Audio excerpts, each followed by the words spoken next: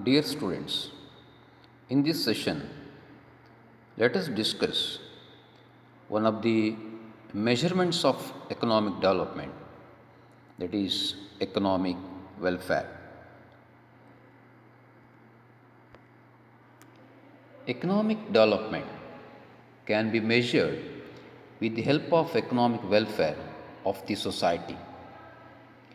If the level of economic welfare is high, then the economic development is promoted and vice versa. According to Colin Clerk, economic development is simply an increase in economic welfare. In the words of Richardson, economic development may be defined as a sustained secular improvement in material well being, which we may consider to be reflected in an increasing flow of goods and services. Economic welfare is interpreted in two ways, namely, equitable distribution of national income among different sections of the society, and second one, price stabilization in the country. In the olden days, economists and policymakers were of opinion that economic development refers to an increase in real national income and the factors that bring about such an increase.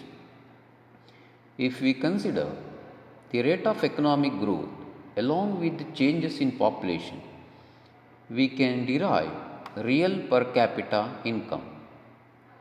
But we must remember that this increase in output per head may not mean as equal to increase in economic welfare or social welfare of the people. Because an understanding of this would require additional considerations of value judgments regarding income distribution, nature and composition of output, taste and preference, real cost, degree of political freedom, type and extent of government planning that are associated with the overall increase in real income. Limitations. Economic welfare is better measure of economic development. However, it is not free from limitations. Economic welfare is determined by composition of national output.